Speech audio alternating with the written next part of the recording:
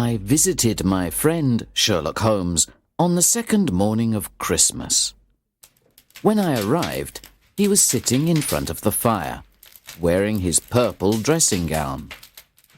Next to the sofa was a wooden chair, and on the chair was a dirty old hat. A magnifying glass and a forceps were on the chair, so the hat was probably part of one of Holmes's investigations. "You are busy," I said. "Perhaps I interrupt you." "Not at all," he replied, and indicated the hat. "The problem is very simple, but it is still interesting and maybe even instructive." I sat down in an armchair and warmed my hands in front of the fire because it was very cold outside. "I imagine," I said, "that this hat is connected with a terrible crime."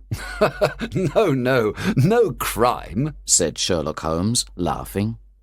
"It is only one of those strange things that happens when 4 million human beings live within the small area of a city. With so many people, every imaginable combination of events is possible, and sometimes you can find a problem that is striking and strange, but not criminal. Do you know Peterson, the commissionaire?" "Yes." "This trophy belongs to him." "It is his hat?" No. He found it. Its owner is unknown. Look at it carefully, and not as a dirty old hat, but as an intellectual problem. It arrived here on Christmas morning, together with a good fat goose. That goose is probably cooking at Peterson's house at this very moment. These are the facts. About 4 o'clock on Christmas morning, Peterson was returning from a party along Tottenham Court Road. In front of him, he saw a tall man carrying a white goose. Then he saw some men attack the tall man. One of the attackers knocked his hat off, so the man lifted his walking stick to defend himself. But when he lifted the stick, he broke a shop window by mistake.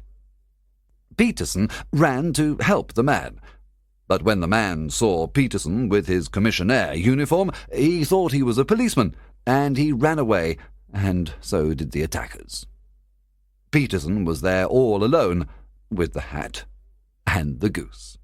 "Of course, Peterson then returned the goose to its owner," I said. "No," replied Holmes. "that is the problem. It is true that 'For Mrs. Henry Baker' was written on a small card attached to the leg of the goose, and that the initials H.B. are written on the lining of the hat. But there are thousands of Bakers and hundreds of Henry Bakers in London." "What then did Peterson do?" "He brought both the goose and the hat to me on Christmas morning, because he knows that I am interested in even the smallest problems. I kept the goose until this morning, and then I gave it to Peterson to cook for dinner." "Did the man who lost the goose put a notice in the newspaper?" "No." "Then how can you discover who he is?" I asked. "From his hat," replied Holmes. "You are joking. What can you learn from this dirty old hat?" "Here is my magnifying glass," replied Holmes. "You know my methods. Look at the hat and see what you can discover about the identity of the man." I picked up the hat and looked at it carefully. It was a very ordinary, round, black hat. It was very worn, and inside I could see the initials H.B. There was a hole in the brim for the hat securer, but the elastic was missing. It was very dusty and spotted in several places, but the owner had tried to cover these spots with black ink. "I can see nothing," I said, and gave the hat to Holmes. "On the contrary, Watson, you can see everything, but you do not reason with what you see." "Then please tell me what you can deduce from this hat," I said. "Well," said Holmes, as he looked at the hat carefully, "I can see that the man was highly intellectual, and understand that 3 years ago he had enough money, but recently he has had difficulties with money. He had foresight in the past, but much less now, which means he has some problem, probably drink. This is probably the reason why his wife has stopped loving him. My dear Holmes, He has, however, kept some self-respect, continued Holmes. He stays at home and goes out very little. He is totally out of training, is middle-aged, has grey hair which has been recently cut, and he uses lime cream. These are the main facts. Also, I do not think he has gas lighting in his house. You are certainly joking, Holmes. Not at all. Don't you understand how I inferred these things? I am certain that I am very stupid, I replied, but I can't follow your reasoning. For example, how did you deduce that this man was an intellectual? To answer me, Holmes put the hat on his head. The hat was too big for him and covered his eyes. It's a question of volume, said Holmes. If a man has such a big brain, he must have something in it. How do you know he has less money now than in the past?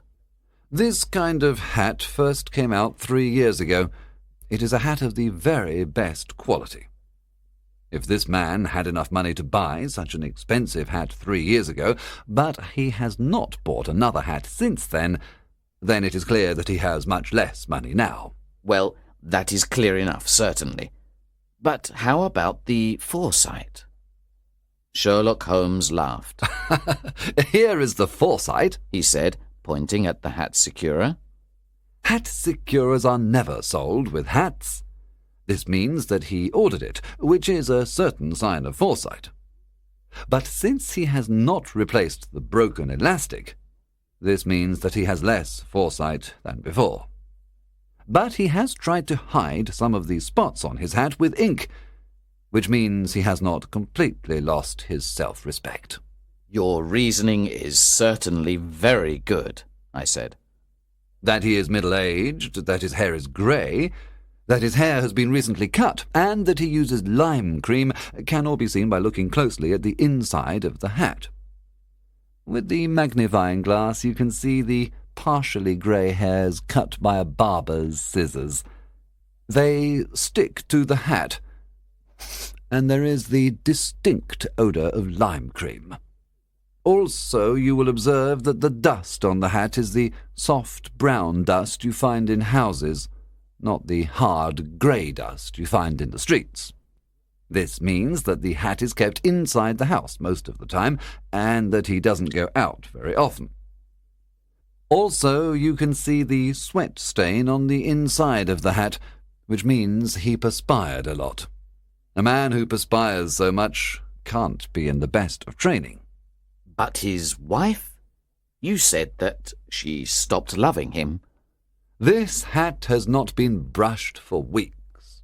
When a man's wife lets him go out in such bad condition, it means that she doesn't love him anymore. But he could be a bachelor, I said. No, he was bringing the goose to make peace with his wife. Do you remember the card on its leg? You have an answer for everything. But how did you deduce that he doesn't have gas lighting in his house? Well, if you saw 1 or 2 wax stains on a hat, it could be by chance. But I can see at least 5 on this hat, which means that this man must use candles very frequently. Well, it is very ingenious, I said, laughing. But since a crime has not been committed, all this seems to be a waste of time. Sherlock Holmes had opened his mouth to reply when the door opened and Peterson, the commissionaire, rushed in. He looked incredibly shocked. "The goose, Mr. Holmes! The goose, sir!" he cried. What? Has it returned to life and flown out of your kitchen window? Said Holmes. "Look here, sir! Look what my wife found in its stomach!" He showed us a shiny blue stone in his hand. By Jove, Peterson, said Holmes. this is a treasure. Do you know what you have got? A diamond, sir. A precious stone. It cuts glass like butter. It is more than a precious stone. It's the precious stone. Not the Countess of Morcar's blue carbuncle that was stolen, I cried. Precisely so, responded Holmes. And here is the newspaper article that tells the story. Hotel Cosmopolitan jewel robbery. John Horner, a 26-year-old plumber, has been arrested for stealing the famous blue carbuncle from the Countess of Morcar. James Ryder, an attendant at the hotel, said that he had sent Horner to the Countess's room on the day of the robbery to repair a bar of the grate. Ryder said that he stayed with Horner for a few minutes, but then he had to leave. When Ryder returned, he saw that somebody had forced open the Countess's bureau. Ryder called the police, and the police arrested Horner that same evening. Catherine Cusack, the Countess's maid, said that she heard Ryder call for help. She ran into the room and saw the same things that Ryder described to the police. In addition, the police discovered that Horner had already been charged with robbery in the past, but Horner says that in this case he is innocent. His trial will be soon. So much for the police report, said Holmes, throwing the paper on a chair. You see, Watson, our little deductions about the hat have become much more important and less innocent. Here is the stone. The stone came from the goose, and the goose came from Mr. Henry Baker, the gentleman with the bad hat which we examined so carefully. Now we must discover Mr. Baker's part in this mystery. To find him, the simplest thing is to put an advertisement in the evening newspaper. What will you say? I asked. Well, said Holmes. Found at the corner of Goodge Street, a goose and a black hat. Mr. Henry Baker can have them if he comes to 221B Baker Street at 6:30 this evening. Then Holmes sent Peterson to buy another goose to give to Baker if he came, and to put the advertisement in all the newspapers. I left to work for the day. That evening, when I returned, I saw a tall man wearing a Scotch hat waiting outside Holmes's house. We entered together.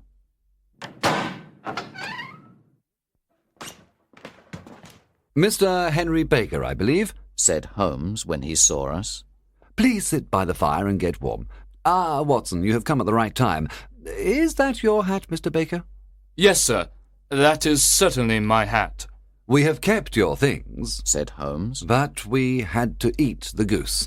You ate it? said our visitor with excitement. Yes, it was going to go bad, but I bought you another goose. It is over there, and I think it is just as good. Oh, certainly, certainly, answered Mr. Baker with relief. Of course, said Holmes. We have the feathers, legs, and stomach of your bird, if you want them. The man laughed loudly. Perhaps I could keep them to remember my adventure, but no, I don't need them. Thank you, but I will take this goose and go.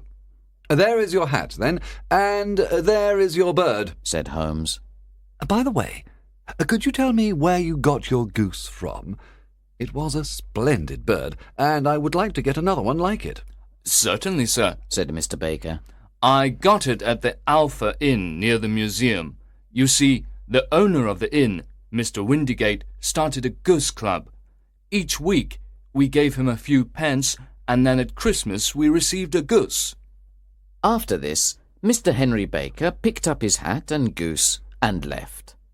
So much for Mr. Henry Baker, said Holmes when Baker had gone. We decided to go immediately to the Alpha Inn to investigate the goose. At the Alpha Inn, we discovered that the goose had come from a salesman called Mr. Breckinridge in Covent Garden. So, once again, Holmes and I put on our coats and walked to Covent Garden to talk to Mr. Breckinridge. Remember, said Holmes as we walked to Covent Garden, at one end of this chain of events we have a simple goose. But at the other end of the chain there is a man who will go to prison for 7 years if we cannot show that he is innocent. We soon found Mr. Breckinridge's stall, and Holmes asked him about his geese. I was surprised when Mr. Breckinridge replied angrily to Holmes's questions. I have had enough. I am tired of people asking me, where are the geese, and who did you sell the geese to, and how much money do you want for the geese? Enough! With a little bit of difficulty, Holmes finally got the information we needed. The geese had come from Mrs. Oakshott, 117 Brixton Road. We were walking away when we heard shouting from Mr. Breckinridge's stall. We turned round and saw a little man in front of the stall. I've had enough of you and your geese. If you come here again, my dog will attack you, shouted Mr. Breckinridge at the little man. The little man started walking away, and Holmes and I went after him. Holmes put his hand on the man's shoulder. The little man turned around and looked frightened. He said, "Who are you? What do you want?" Excuse me, said Holmes, but I heard you talking to the goose salesman, and I think I can help you. You? Who are you? How could you know anything about the matter? My name is Sherlock Holmes. It is my business to know what other people don't know. But do you know anything about this? Excuse me, I know everything about this. You are trying to find some geese, which were sold by Mrs. Oakshott of Brixton Road to a salesman called Breckinridge, who then sold them to Mr. Windigate of the Alpha Inn, who then gave one of them to a member of his goose club called Mr. Henry Baker. You are the man I wanted to meet, said the little man, whose name, as we then discovered, was John Ryder. Yes, John Ryder, the man who had called the police to report the stolen blue carbuncle. We then returned to Holmes's house to discuss the matter in front of a warm fire. Here we are, said Holmes happily as we entered his room. Now, do you want to know what happened to those geese? Yes, sir, replied Ryder. But you really want to know what happened to that goose, the white one, with a black bar across its tail?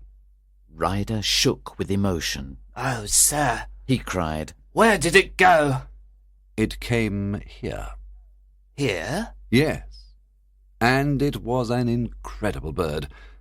I'm not surprised that you want to find that goose.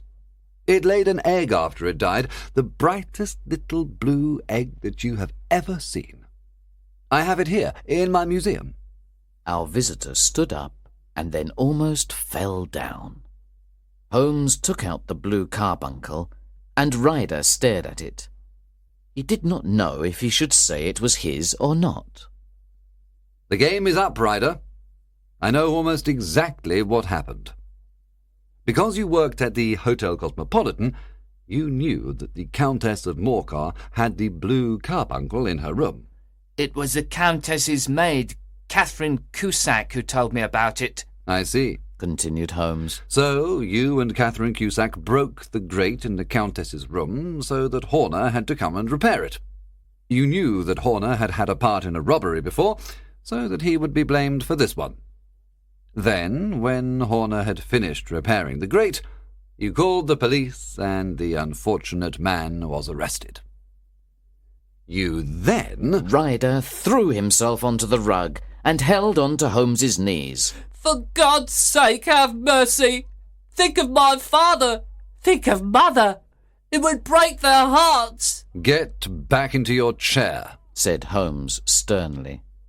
It is easy to say that now, but you did not think of this poor Horner before.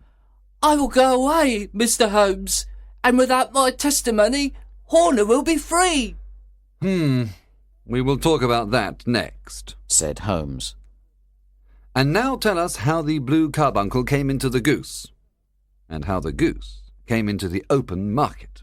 Tell us the truth, because that is your only chance not to go to prison. Ryder moved his tongue over his dry lips and began his story. I will tell you exactly what happened. After I had the blue carbuncle, I was terrified. I did not know where to go. I thought I saw the police everywhere. Finally, I decided to go to my sister's. My sister married a man called Oakshott and lives on Brixton Road, where she fattens geese for the market. When I arrived, she asked me what was wrong. I told her that I was upset about the robbery at the hotel. I then went out into the backyard where the geese are and smoked a pipe.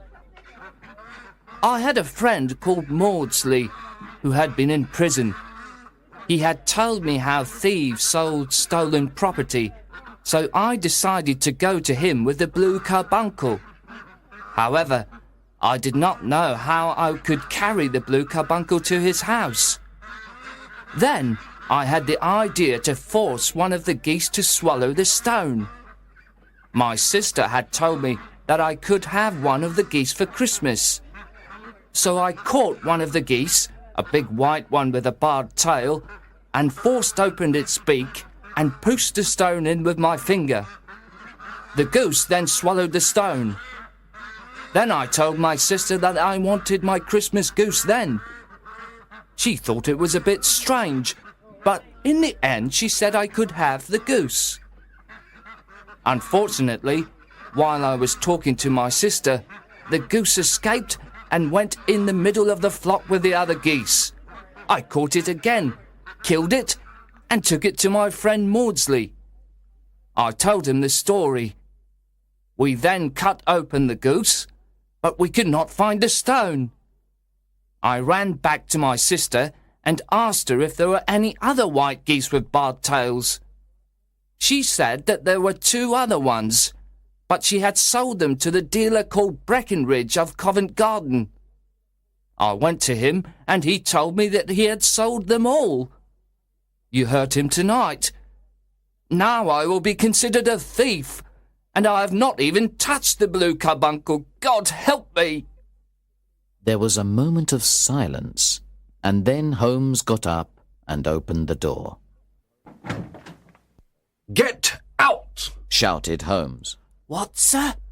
Oh, thank you! Cried Ryder. No more words. Get out!